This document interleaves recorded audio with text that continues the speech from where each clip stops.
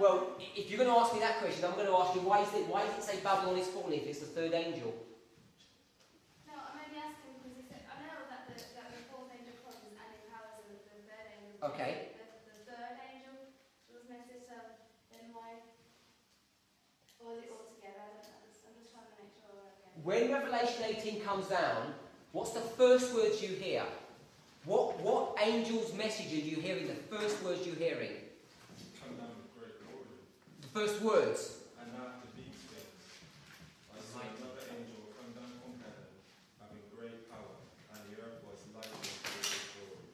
But what's the words? What do you mean, what's the words? Read on. And he cried mightily with a strong voice, saying, Babylon the Great is fallen, is fallen. So that's the second angel's message. So to answer your question, Karina, when this angel comes down, the wording is the wording of the second. So you know it's not as straightforward to just say it's the wording of the third. It's not just the third. There's some more complexity in it.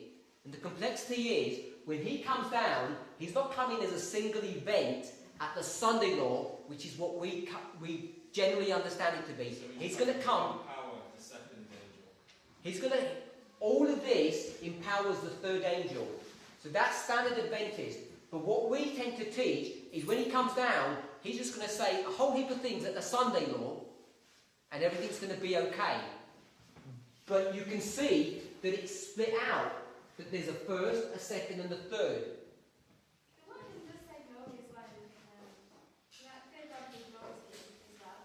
So if you want to put it in there, see what it's equal as well. Oh, okay. Yeah. Because it says, and after these things I saw another angel come down from heaven, having great power, and the earth was lightened with his glory. And the first angel mentions fear God and glory. I haven't got all the passages in front of me because I want to go to. But you can nail it down even more, because when this angel comes down, he lightens the earth with his glory.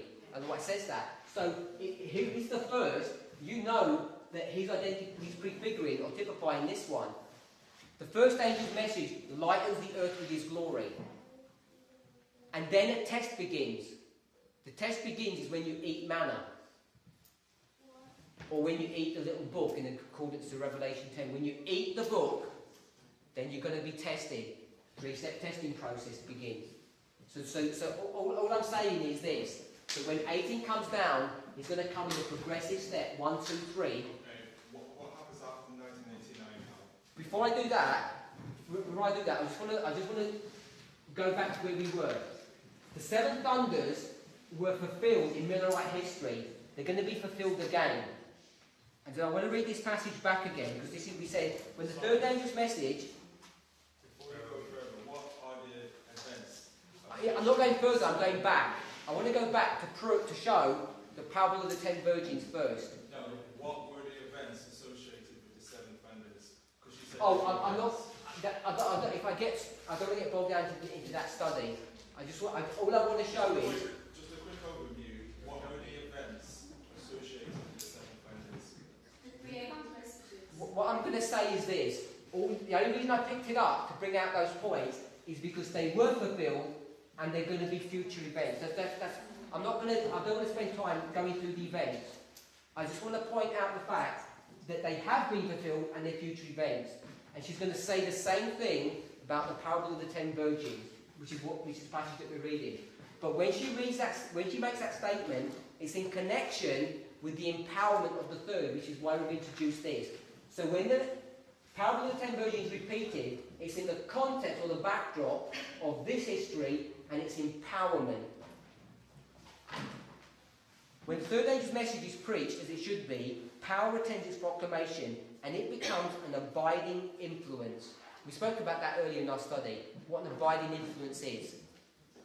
It must be tended with divine power, it will accomplish nothing. I am often referred to the parable of the 10 virgins, 5 who were wise, 5 who were foolish. This parable has been. So when was it fulfilled? It was fulfilled in this history here, has been, and then it says, will be fulfilled. So, where would we say it will be fulfilled to the very letter when she's connecting all of this to the empowerment of the third? So my argument is, we know it's going to be fulfilled. The The question is how.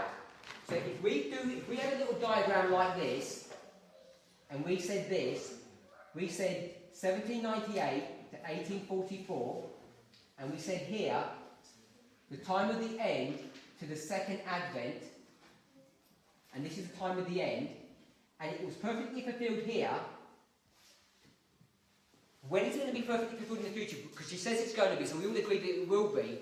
So we've got two options. We can either get this parable and say, right from this point here, it's going to be perfectly fulfilled in all of this history, in some kind of, some personal experience way, where you're not going to attach it to events, or you're going to take this model here, which we've shown here, printed it out, 1, 2, 3, 4, and if number 1 is attached to the time of the end, and number 4 is attached to the shut door, and that's exactly what's being done here in this history. In fact, I'm not going to put second advent. I'm going to put Sunday law here, because this is the close of probation for God's people. Why would we not say that this is going to be attached to this right here? That this was, will be. And the reason most of us can't do that is because we turn this into a single event, make it into the future because it's only the Sunday law issue, and we do that because we don't understand the time of the end. If you understood the time of the end, you'll know where to put the parable of the 10 virgins when it says it will be repeated to the very letter. You'll know where to locate it because you could look back and say, when did it start last time? It started at the time of the end, so it's going to start at the time of the end. So the parable of the 10 virgins started again for our time in 1989. Yeah. This parable has been and will be fulfilled to the very letter, for it has a special application to this time, and like the third angel's message, has been fulfilled and will continue to be present truth till the close of time. And then she talks about the parable of the 10 virgins. So that's the proof that you've asked for. That I don't know if it's sufficient to show that the parable of the 10 virgins was fulfilled in Millerite history, and it's going to be fulfilled in our history. It was and will be, because she attaches this history and lines it up with the empowerment of it. When you go to the empowerment, you see a number 2 and a number 3, and therefore you must see a number 1. You can see in the verses, in verse 1, it talks about the earth being lightened up with its glory. You can see that in this history. Corinne has mentioned that she can actually see it in the wording of Revelation 14 verse 6. So you know when the third angel's message is empowered here, you're going to go through a 3-step testing process, as you did here, and because it's the everlasting gospel never changes. It's always the same 3-step testing process. And if it was fulfilled here, it's going to be fulfilled here. So that's why we're saying that the parable of the 10 virgins will be fulfilled to the very letter in our history, beginning in 1989. So I don't know if that's sufficient proof for you to see just this bit so far. But there wasn't the proof that I was trying to draw attention to is about the parable of the 10 virgins, not to 1989 itself, but the parable of the 10 virgins begins here and ends here, and this history here is a 4-step process, 1, 2, 3, 4. It's the everlasting gospel, and that's going to get repeated at the end of the world to the very letter. You're going to see the 4 same steps. So if it was only 46 years from 1798 to 1844. So we don't have time any longer. We're not taking every single element and saying every single bit. We're taking it in as events. We're taking these events and pulling them out and seeing how they're going to be fulfilled at the end of the world. Ellen White does the same. Ellen White says, as an example, that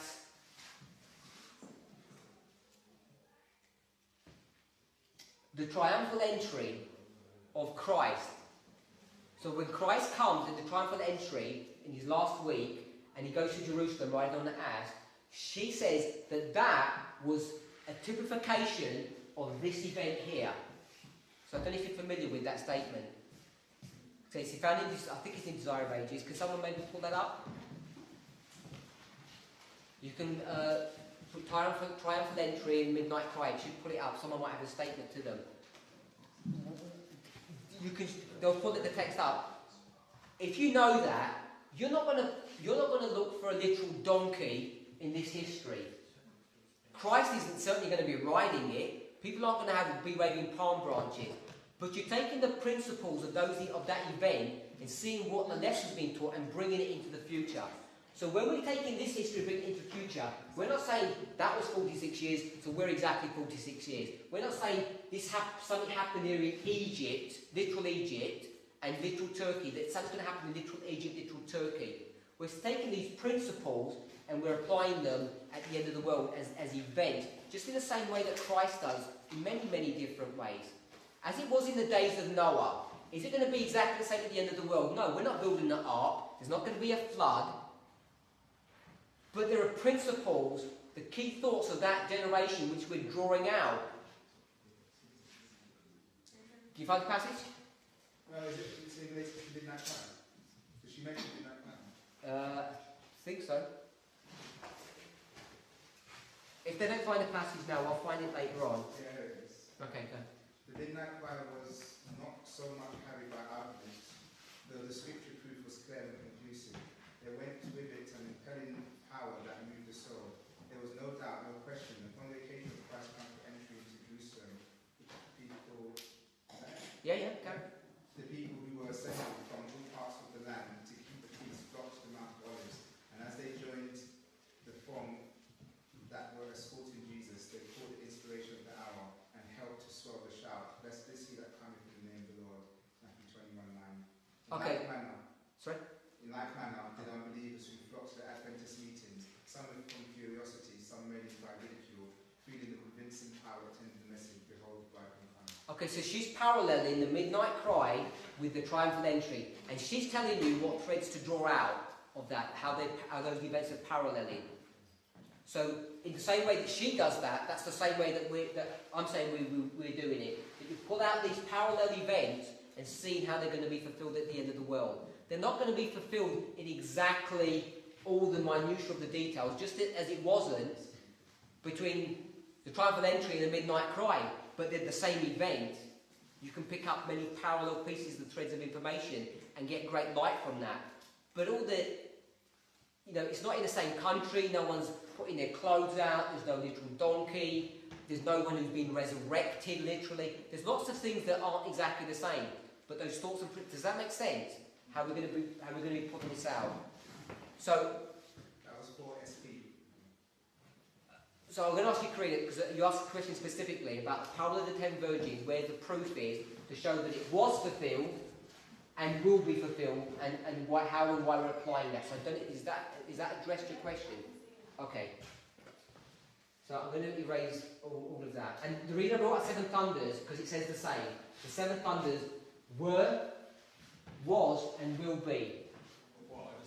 Yeah, I've already said I'm not going to address that because I want to sort of keep us focused on this issue. So just while you're working it out, I found this quote pretty interesting. She says, "The events connected with those of probation and the work of preparation have been clearly presented." Yeah, do you want to give us that quote? GC 594.1. 594.1. So my contention is when it says it's clearly presented in the scriptures, but then she says at the back end of that passage, But most Jews have no more understanding of these important truths than if they had never been revealed. yeah, so they're all in the scripture, clearly being revealed in scripture, but we don't understand it. We for some reason we're not picking it up. And so that's what the issue is here, because you don't understand, God's people don't understand the time of the end, therefore we're not able to get clarity on all of this. There's another quote as well, that the 3 angels' messages are to be, the 3 angels' messages are to be combined, giving their threefold light to the world. In Revelation, John says, "I saw another angel come down from heaven, with a great power, and the earth was lightened with his glory." Revelation 18 quoted. This represents the giving of the last threefold message of warning to be given to the world. And reference? Reference is 7 BC 985. So that passage there says that those three angels, these three steps, are going to be combined with the third. Not just one's going to be combined with this one, all three are going to be combined at the end of the world in this, I think it's something like 3 steps. Threefold. This threefold work is going to be combined with the third angel and give it power. But it's going to happen in a progressive step. Time at the end, then the second, then the third. So,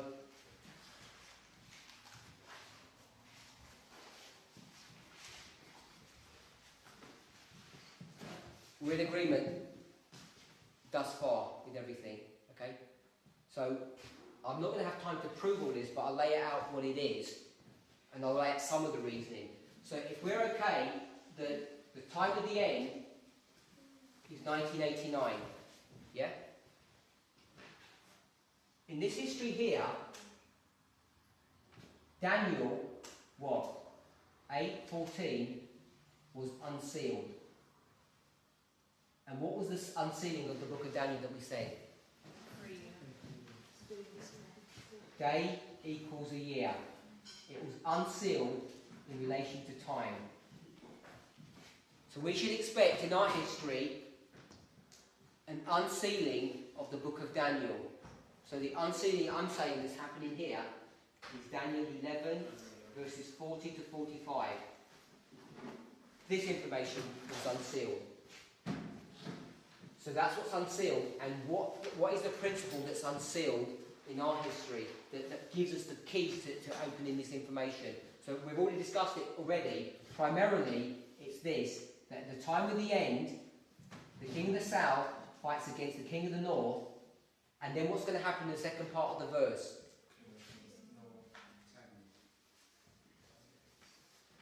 The warfare is going to get repeated. And now you're going to get the king of the north coming against the king of the south. Okay? We're basing an understanding of our history based upon what principle or rule? Repeat. History repeats. So we're saying history is repeating. And the repeating begins in 1989 in agreement with Daniel 11 verse 40. And how many testimonies have we got for this? Here. How many testimonies have we got? One testimony. How many testimonies did you have here? Here. One. What do you need? The second one.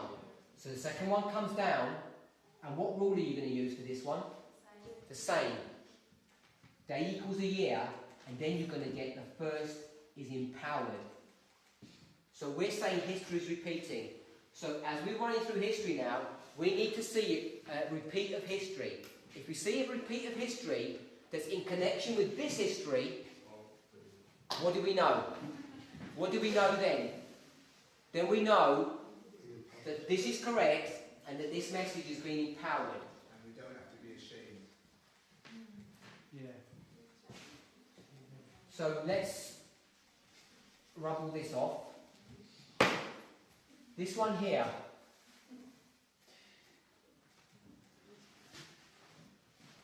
What happened in August 11th, 1840? Okay? There's a warfare that's going on. There's a warfare that's going on in the world, specifically in Europe. And the warfare is between the West and Islam. There's a warfare, a struggle going on in 1840.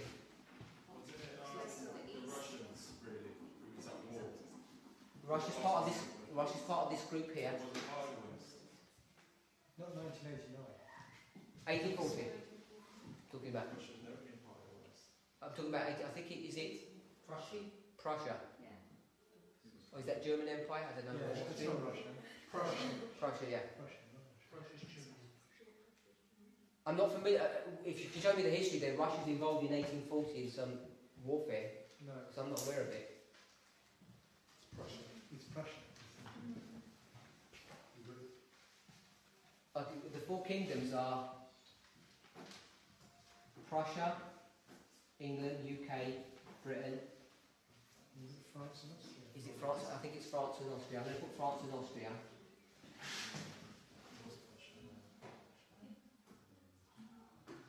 Anyway, there's a struggle between the West and Islam.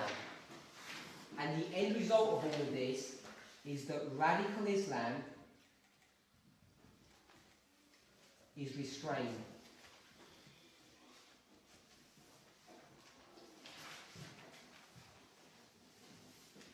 This is the key point that I'm picking up from 1840.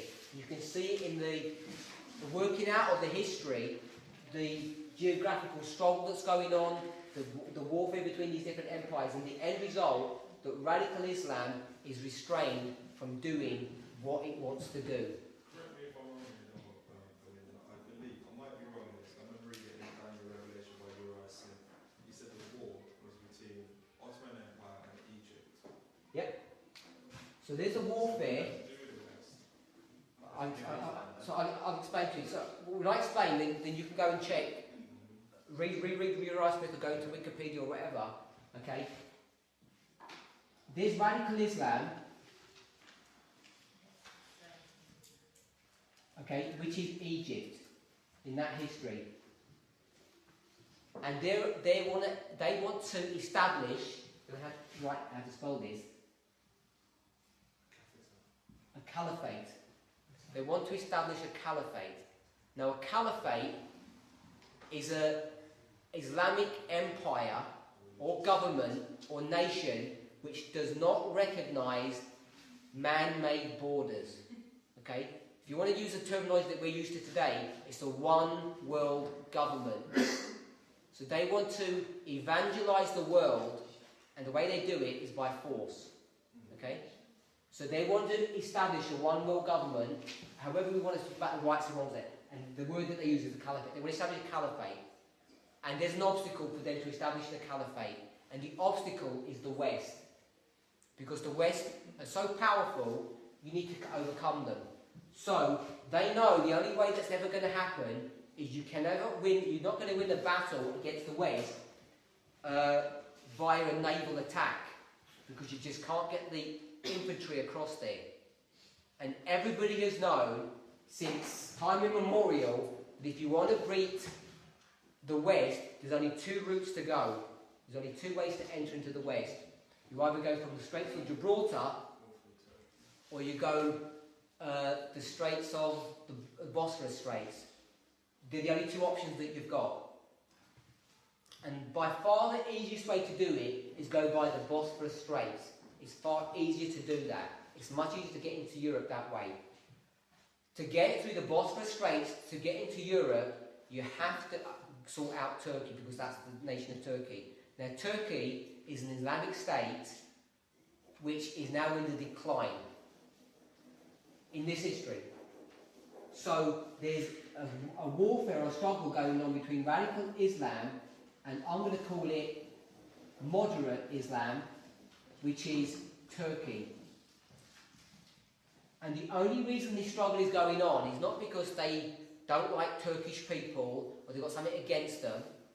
They want to use this as a stepping stone for their world domination. They do have a different agenda on top of that, is because these people are moderate, okay, and what we would call them would be liberals. And conservatives always want to bash liberals. You know, it's just a human nature thing. So there's that on top of it, but they're not keeping the code as they're supposed to in their eyes, because these are fundamentalists and these aren't. So they want to sort that out, but primarily they want to take over the world, and these people are going to be their stepping stone to get into it. So the West get involved in this argument, and they say to radical Egypt, before they can expand, because if they take over Turkey, their army is double, tripled, whatever. They've got a whole nation now who they're going to be turning into conscripts, and they've got their armies multiplied. So before any of that happens, the West go to radical Egypt and say, if you mess around with Turkey, we're going to come to war with you. And Egypt knows it's not ready to have a fight with Europe. As it stands, it would lose. So all Europe has to do is send a couple of gunships to, I think it's Cairo, is it the port, the major port in Egypt? Is it Cairo? Yeah? All you need to do is send a couple of gunships there, and you've got the whole country covered. So what they do is they send several ships over and they're threatening them. They're saying, make you move. And so essentially, radical Islam, Egypt, backs away from that fight. And when part of that agreement about the backing away from the fight was in exchange for all of this, Turkey has to relinquish something. And it has to relinquish two things essentially. First of all, to protect Europe, it has to move away from being an Islamic state to a secular state. So it's from that moment that you mark the switch over from an Islamic to a secular state. And they're one of the few Islamic secular countries. And it's to do with this history. The second thing they basically say, okay, we're now in subjugation to the West. So the West tell us what to do, what not to do. So they're a vassal state.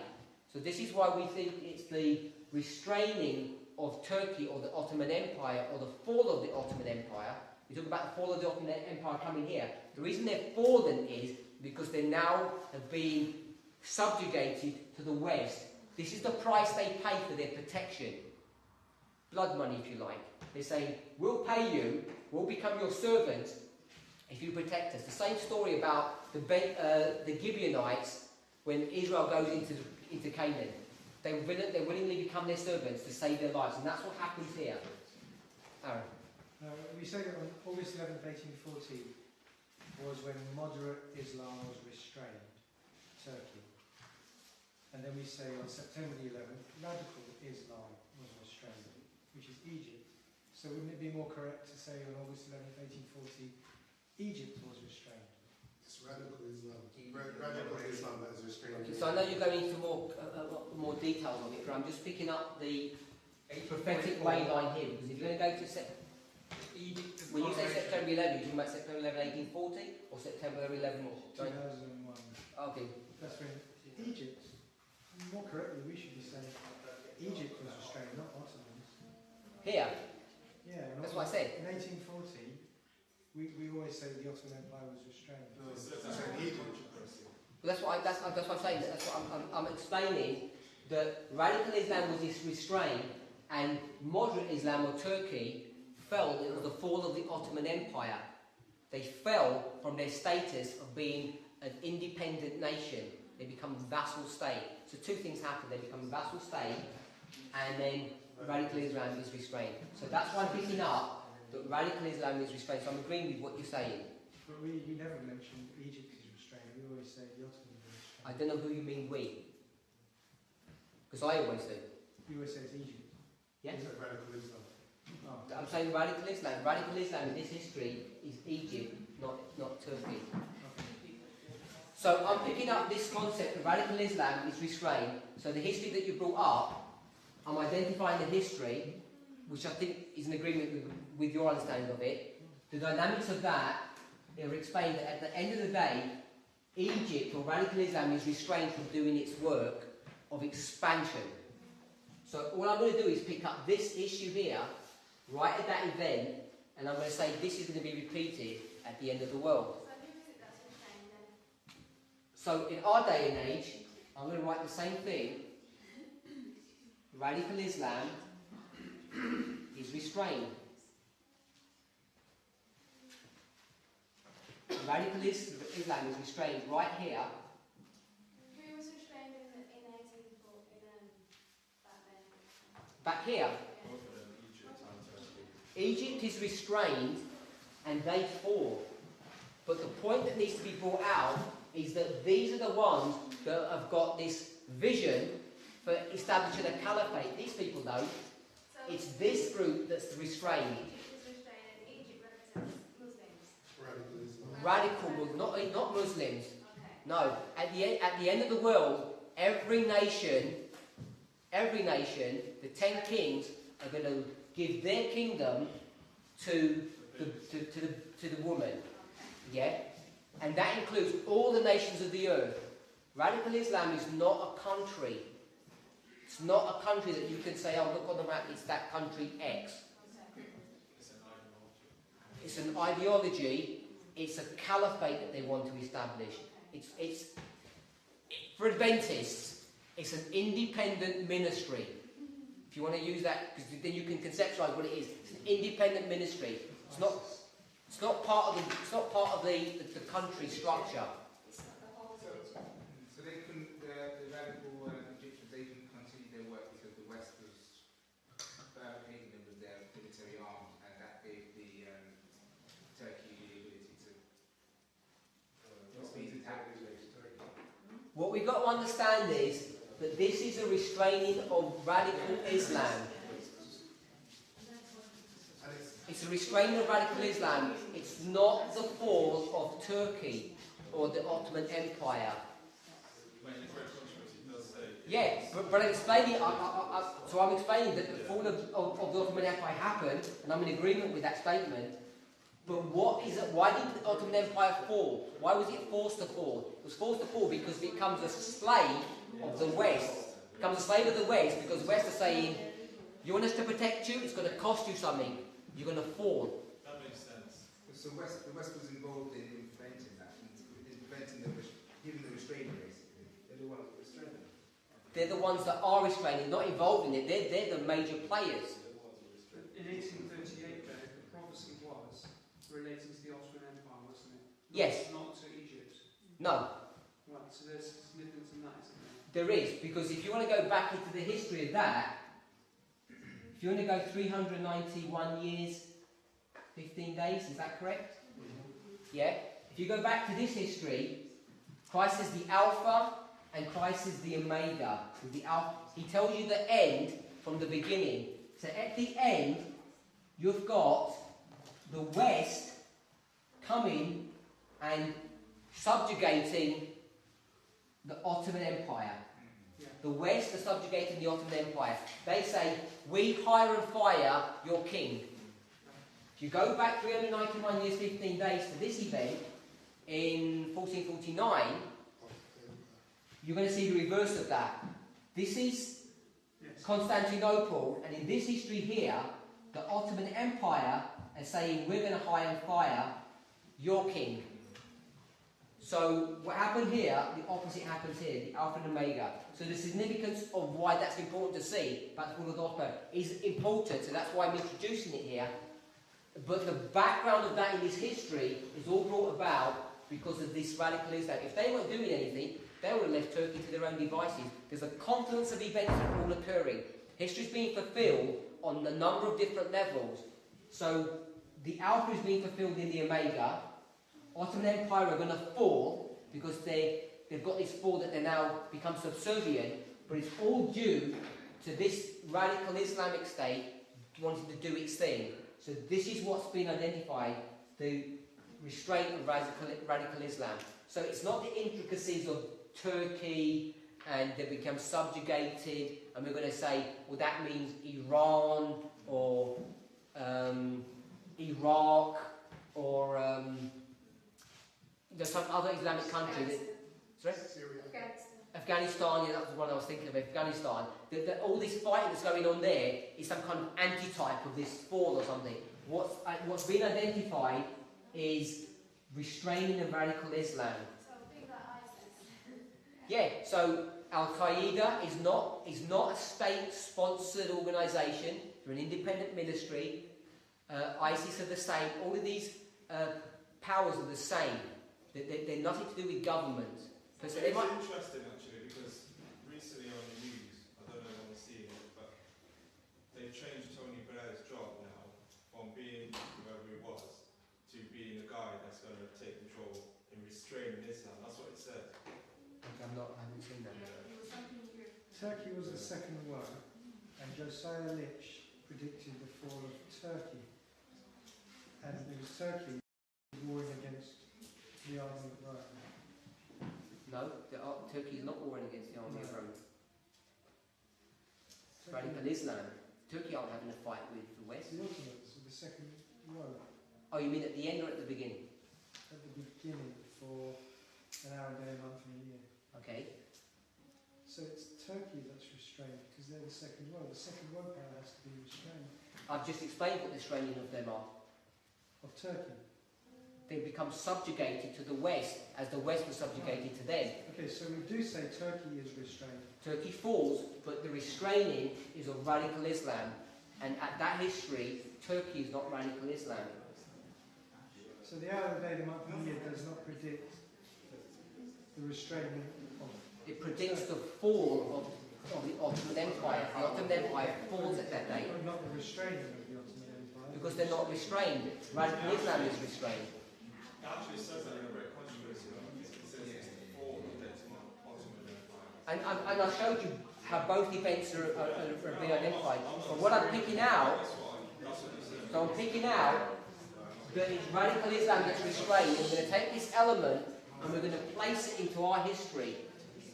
That radical Islam is restrained. And radical Islam is restrained at 9/11, where the West, now you're going to say the whole United Nations, because this is representative of the number 4. There are 4 of these nations, and 4 is a worldwide phenomena. Number 4 is a symbol of worldwide. So this number 4, the whole world, is going to come against radical Islam, not against a specific country. If a country hosts them, they're just going to go to the country. So when they go into Afghanistan, they're not going to Afghanistan to destroy the government. In fact, they're going to bolster the government. They're going after radicalised Islamists. So they're going to attack this independent ministry, this caliphate. So that's what I'm identifying at 9/11. And once you see that this event has been prefigured in this event, so history is repeated, Islam is restrained, then you know that history is actually repeating, and that we have now definitely entered into the repeat of this history. Right here is being fulfilled. Lee. One of you guys here, sorry Lee, one of you guys here said that 9/11, right, was not the first angel was empowered, it was the second angel, because Babylon is fallen. I'll explain that as well if you want in a minute. I'm going to explain that. Lee. I was saying that in the Ottoman Empire, just a bit of history to refresh my memory. You said Turkey weren't threatening anybody, weren't doing, or the Ottoman Empire weren't doing. I think they were attacking at the time. Okay. They were still waging war with others at that time, and they had to sign over, following the threat of Egypt. They cooperated in signing it because they could see that Egypt was going to crush them, and they decided, agreed with the West, that they would sign over their power and end their empire. They just decided to totally dissipate their empire and say, okay, it's no more. But they were waging war at that time. They were attacking fellow nations. They were into Greece and other areas, weren't they? Macedonia. Okay, I'm not disagreeing with that. Yeah, with the intricacies of their history. So the point I'm making by saying that is that we say that it's radical Islam and moderate Islam, but Islam as a whole are moving against the West. Yes. Right? So there is a 2-step approach from Islam, one moderate, one radical. And that's what we can identify from this then. There is 2 attacks from Islam. It's not one. Okay, I'm happy to put that down. Yeah? I can understand it. So what I'll do is I'll take this out then here, and I'll just say Islam is restrained. If we're okay with that.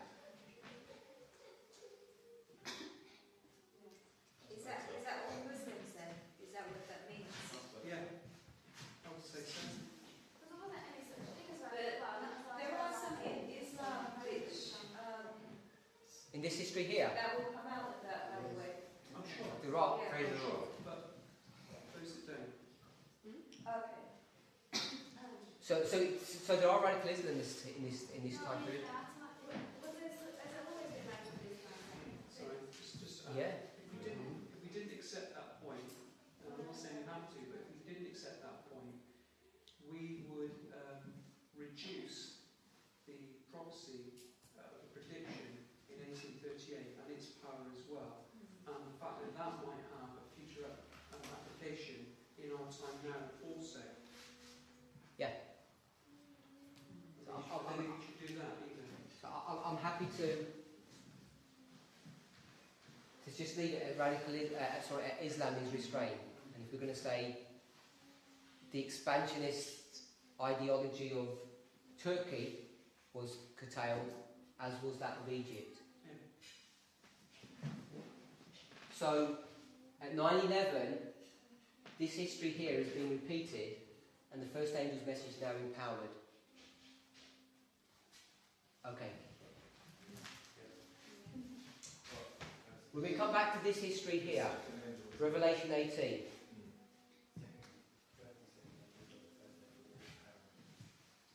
This is the time of the end, but it's also 9/11. I think I'd want them looking this direction, but you keep on giving them information that direction. So why not keep everybody together? Or bring it here because I can share it with everybody. You are sharing, it's the same. Okay. So, this first angel's message is going to come in two parts, okay? There's going to be its arrival and its empowerment. God can't test his people here. Because you haven't got testimony of two, you only got testimony of one. So he can only test them here. So the test begins here. Revelation chapter 10 marks the eating of the book, which is the eating of information. So this is where the test really begins. So in Revelation 18, even though we can mark the arrival because of the time of the end, because it has to mirror this Revelation 18 verse 1 is really marking its empowerment in its truest sense. Could it really start to 9/11? It can't start until 9/11 right here. So at 9/11, what is the thing that marks 9/11? It's an attack on buildings in New York. So if you go to 9 Testimonies, pick up from page 11, there's another reference, I can't remember what the other reference is. Someone could read that statement, actually. Correct? Someone could read that statement, please. Someone find that statement, there's a couple. She predicts that when the great buildings are brought down, and she told you who brings the buildings down. She said they're brought down by the hand of God. Or I think she says the overturning of God. So she tells you it's God that's doing that, not man. So she says when that happens, something's going to be fulfilled. And she tells you it's these verses here, verses 1, 2 and 3 will be fulfilled. So I'll just finish the point, then I'll give you, then if you can read it out for us. So she says, when this happens here, all of this is going to be fulfilled. Before I get to read the statement, let's go to Revelation 14, verses 6 till 9. And we're not going to read the verses, but if you read verse 6, it says, Revelation 14, it says, I saw another angel. Verse 6, another angel. If you read verse 8, it says, another angel. And you read verse 9, it says another angel. So you've got 3 individual angels. So if you go to Revelation 18 now, it doesn't mark it out that way. In Revelation 18, you're only going to see 2 angels, not 3. Because in verse 1, it says, I saw another angel. Then in verse 2, what's the first word in verse 2? He cried. He. So who is the he? That angel. The angel. So verses 1, 2 and 3 are the same angel. Then verse 4 says, I heard another voice. So there's only 2 voices or 2 angels. So in Revelation 18, this is the first one, and this is the second one. First and second. So you can see in the verses itself, when this one comes down, when he comes down, he's going to be speaking there and then, and he's saying something. Babylon is fallen. This is the second angel then, really? Both. It's the first and second. It's the first and second. Okay. So when he comes down, Oh yeah, because he has the first one and the second one. I mean, another one. you're going to have the first angel and the second angel, and they come down at the same time. Come down at the same time because it's the same person. So please read the verse, Sister Shimela. New Herald, July 5th, 1906. How comes the word that I have declared that New York is to be swept away by a tidal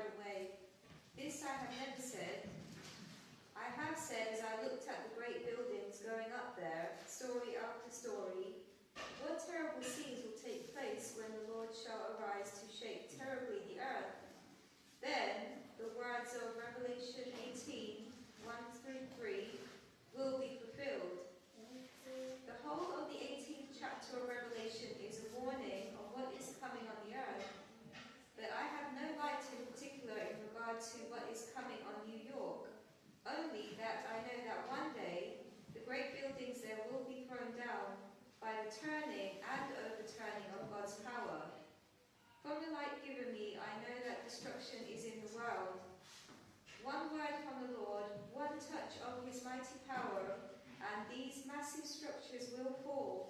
Scenes will take place, the fearfulness of which we cannot imagine.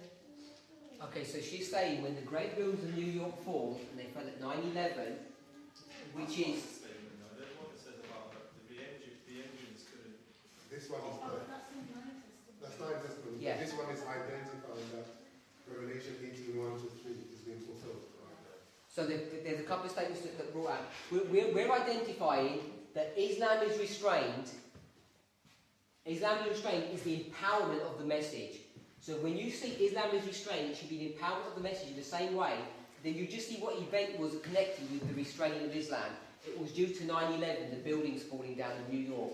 So if you're going to follow this history, you know that it's to do with the first angel's message, it's empowerment. The test begins. This is where the test begins, right here, when he comes down, because the earth is lightened with his glory, in agreement with Revelation 10. And then you have a passage that backs that up. So the passage says, when the buildings of New York are brought down by God, then these two angels are fulfilled. Sorry, these two messages are fulfilled. Single angel. And you see it in the verses. Because when he comes down, he's got the message, it's the same person. So it gives you the right to say, when the buildings come down, Revelation 18:1-3 is fulfilled. Revelation 18:1-3 is the first and second angel's message. What we're thinking of is Testimonies, Volume 9, Yeah. page 11. Yes. So that's not accidental, 9:11. And when you go over to paragraph 13, sorry, page 13, it says, the scene that passed next before me, which was after the buildings going down, the buildings in New York, it said, the next scene that passed before me was an alarm of fire. Men looked at the lofty and supposedly fireproof buildings and said they are perfectly safe, but these buildings were consumed as if made of pitch. The fire engines could do nothing to stay the destruction. The firemen were unable to operate the engines. So I think that's the one. Thank you. So that's why you've heard from somebody say the second angel's message came down as well. I'm going to redraw this out here, but kind of in a simpler way. I've got 1A, 1E. When 1E happens, 2A comes down.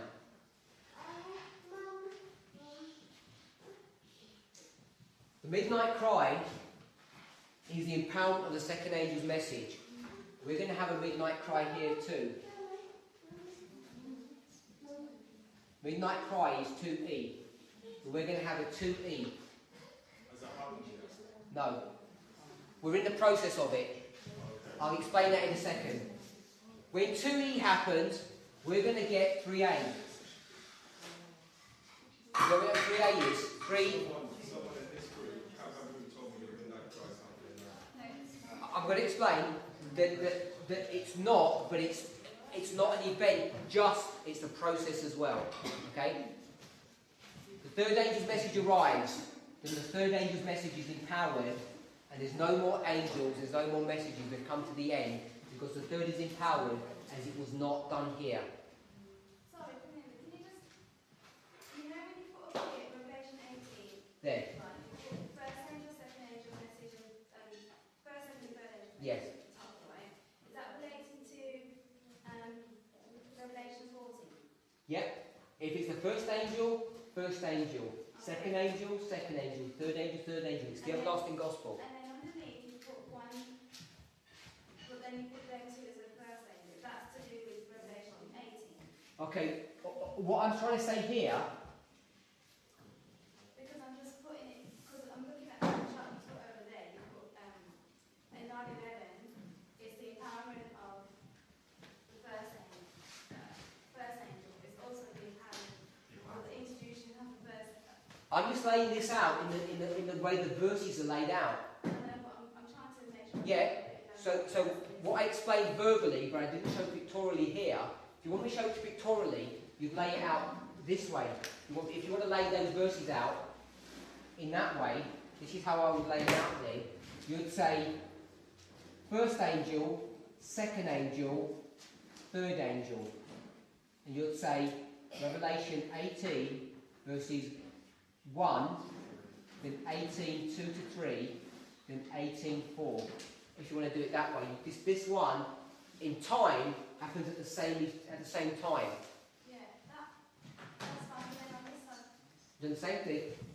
When I'm putting this A, I'm just saying angel's message.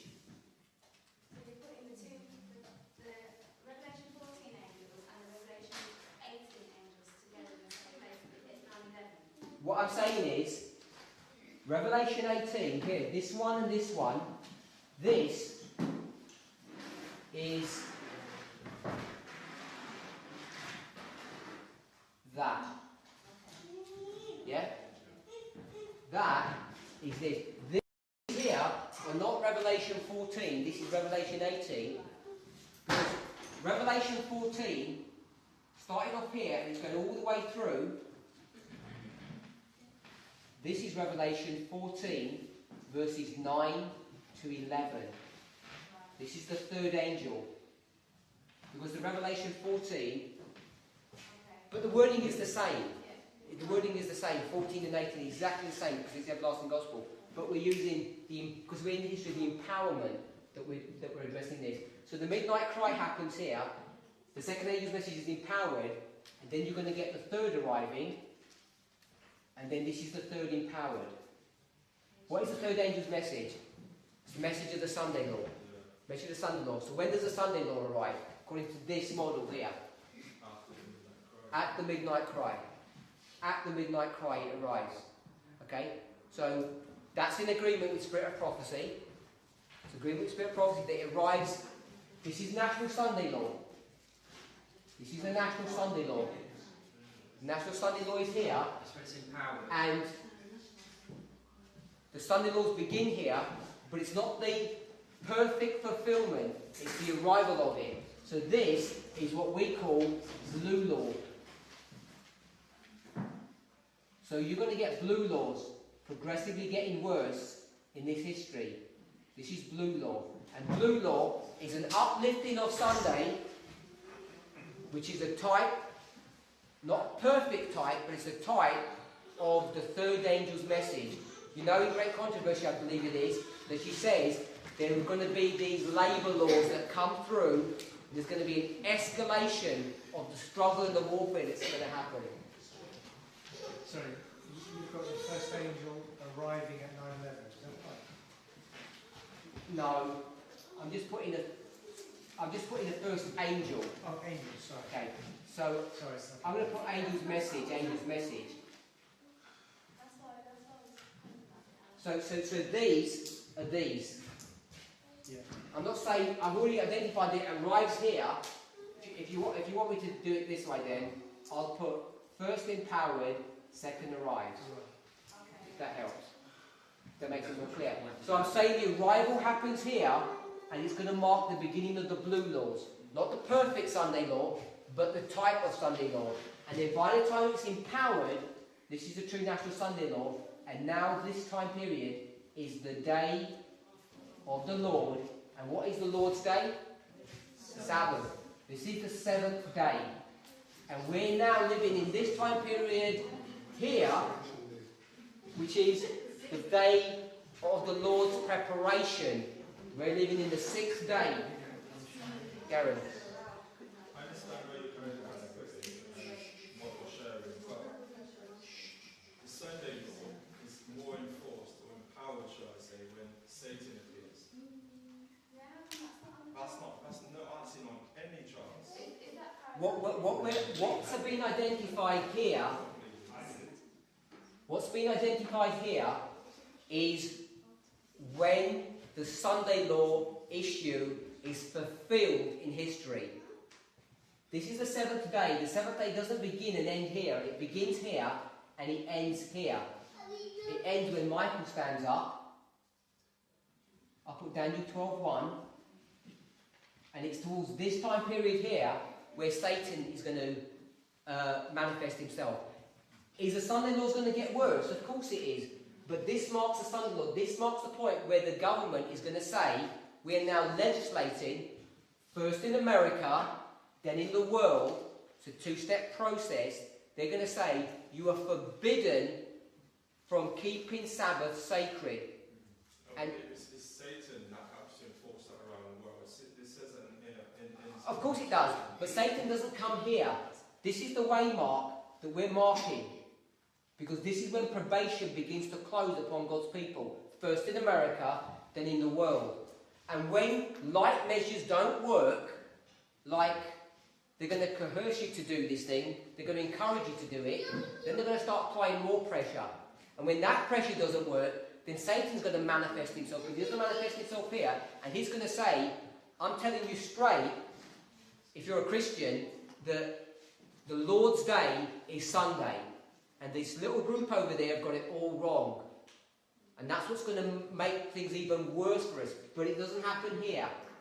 If you check when it happens, it's not at the beginning. It's well into this history. And not only that, it's not only Satan that's going to manifest himself. He's going to go to all the religions of the world. Because this world isn't going to be a Christian world. You can go to any religion and they've all got their messiahs. They've all got someone at the end of the world. And they're going to manifest themselves. Whatever your fancy is, that's what you're going to see. And he's going to say, yes, you need to listen to the man of sin. He's the one that's in control. He's the one that you need to listen to. So as soon as the National Sunday law is enforced, that's when national ruling takes place in America, right? National ruling begins here. Because when you make a blue law and you enforce it, and you say, you have to reverence this day, you're going to start receiving pain from God. Then they're going to say, oh, we're receiving pain from God. Then wherever it's coming from, we're receiving pain. We need to tighten up our Sunday laws because we're even more lax. So they're going to restrain it now. They're going to go from 4 o'clock opening to 2 o'clock opening to 1, and then they're going to realise, actually, we shouldn't be opening at all. If we stop opening, God's going to stop touching us. So now they're going to stop opening at all on Sunday, and they're uplifting Sunday even more. You uplift Sunday even more, even if you don't touch Sabbath, God's going to punish you, because you're into apostasy now. So the apostasy, the punishment's going to be light, but it's going to increase. When you get here, and then you start touching the Sabbath issue, then you know, then things are going to be unleashed upon you. What we know here, is this event here, when the test began, Islam was loosed. Islam was loosed, it was restrained straight away. And when it was loosed, what did it do to the world? It brought the world almost to its knees. In fact, it has really brought it to its knees, but what we're doing is printing money and keeping everything afloat. But the whole world is in a total financial mess. And all that they did to do that, all they did, and I don't mean this in any kind of, disrespectful way, they blew down 2 towers. And the blowing down of the 2 towers has wrecked the world economy. Everything changed. The midnight cry here, you can show in scripture that there's a doubling happens here. This is a 1, and then it doubles. So when Islam begins to attack here, and it's going to, Amen. They're gonna attack twice as hard as they ever attacked here. And when they do that, it's going to bring the world economy down. And when the world economy comes down, the world's going to start thinking, why are we in trouble? And they're going to switch over from this liberal idea that they have of what's going on, this atheistic mentality, and they're going to come to start worshipping God. And when you worship God, the only thing that you're not keeping is Sunday. You keep all 9 other commandments. But the world won't be thinking that way. When I say the world, I'm talking America. All is America. When America goes down, it's going to take the whole world with it. America runs the world. However way we might want to think.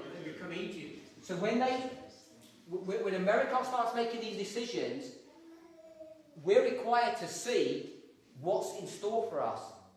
We could be reasonably happy, but once America starts suffering, if they adjust their interest rates, we have to follow suit. We can't just stay independent, and no one in the world can stay independent of what America does. If America prints billions and billions of dollars, everyone suffers.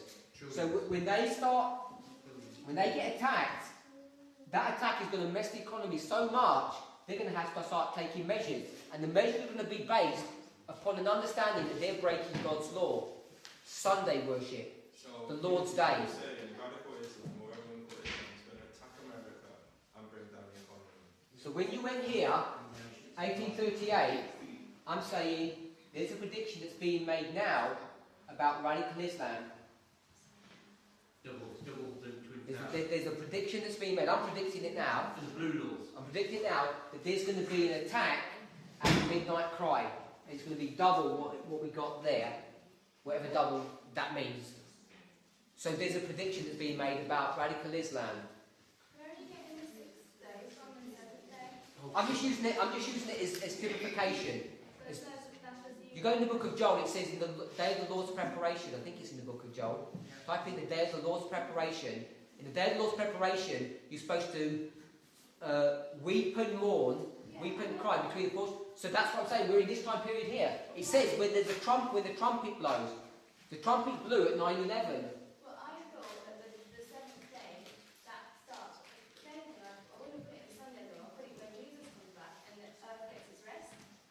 I understand you're using the 6,000 year and the 7,000 year. I'm not arguing. I'm not in opposition to that. All I'm saying is that if you're going to say that 9/11 Sunday law to Daniel 12:1, Michael standing up, this is the Sunday law time period, and the Sunday law is a fight against the Lord's day.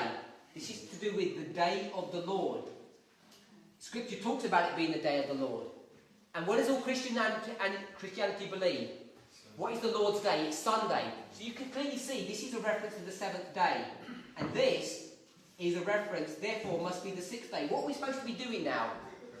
Preparing for the Sunday worship, preparing for Sabbath. Sorry? So I'm not arguing with that. The reason I bring the 6th and the 7th up, because there are other lines of truth that we need to understand. Because what happens on the 6th day in the book of Genesis?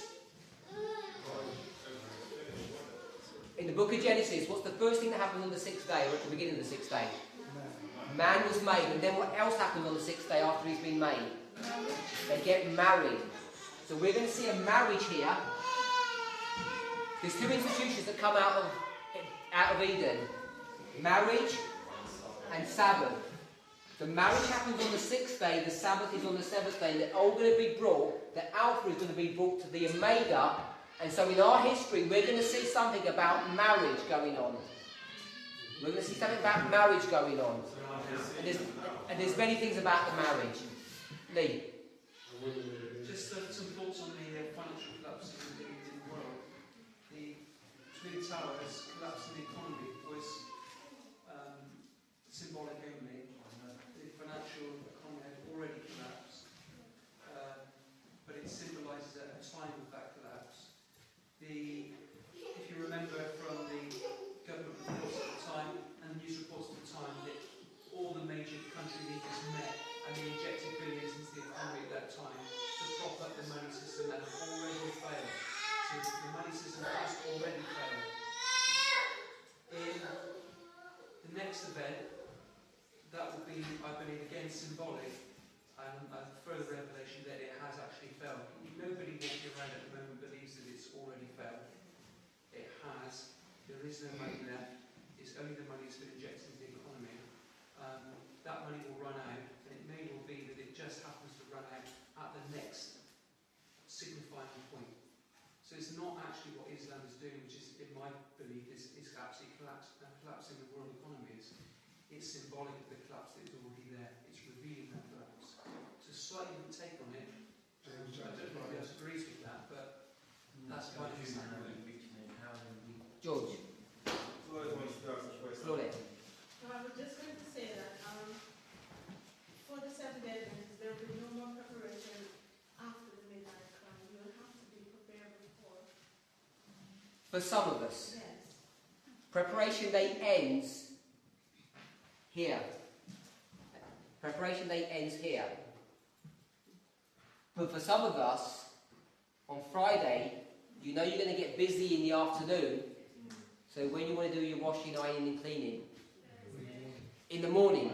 Because you're going to be busy in the afternoon. You've got a Bible study in the afternoon, and it's going to run hard up onto Sabbath, so you better cook your food in the morning. But your neighbour, Seventh-day Adventist friend, they're on the shift and they're working on Friday morning and they're going home at 12 o'clock. So they're going to do all their preparation in the afternoon. So different Adventists are going to be sorted out differently. But by the time Sabbath happens, everybody needs to be ready. Some need to be ready here, and some are going to get ready here. But that's a bit more of a detailed study to know where that is. But the concept is there. Not everybody gets ready at the same time, but everybody must be ready by that time. Some of us need to be ready at this time because we're going to be busy here. What's that time? Thomas? No? Oh. Okay. So, there's this prediction that you're asking about before. We're predicting that at the midnight cry, Islam's going to attack. And it's going to be bigger. Because of the blue law. It's going to be bigger. Because this is the empowerment of the second. When you see number 2, it's indicating a double strike. You can show that in various imagery and stories in the scriptures. No. What I can do if you want is just going to rub some of this off. Yeah, okay, to rub some of this off. I'm going to rub this off. If you want to see something, what we spoke about earlier, this is the 6th and 7th day. What happens on the 6th day? Marriage.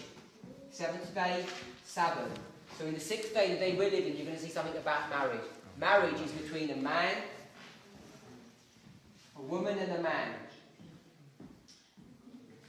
Okay, a woman is a representation of a church, and a man is a representation of a king.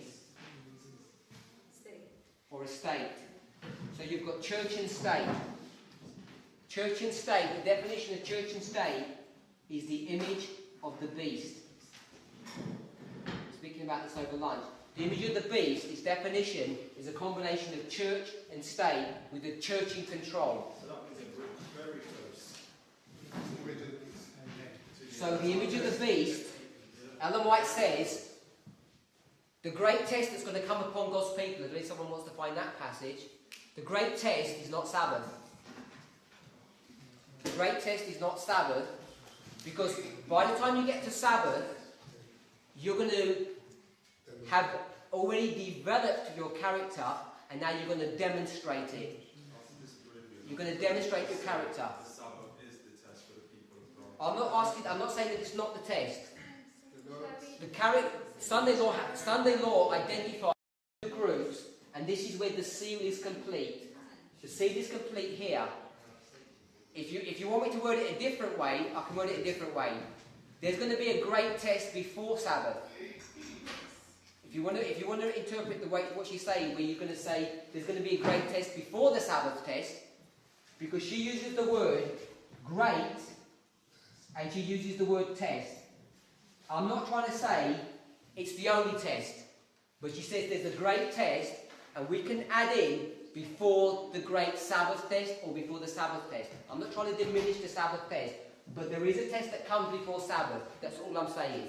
So, sorry? It doesn't say it's the final test. And also that the image of the beast. Not supposed to worship the image of the beast, right? But how you worship the image of the beast is by keeping Sunday, because that's their. Let me ask this question then. When does close of probation happen for Adventists? Okay, so let's mark this as close of probation, because she doesn't use the word Sabbath in the quote. Read the quote then. The Lord has shown me clearly that the image of the beast will be formed before probation. We'll stop there. So the image of the beast, if that's close of probation, if this is close of probation here, COP, when is the image of the beast going to be formed? So it has to be in this day here. Okay, so we've got that. Then what's she say?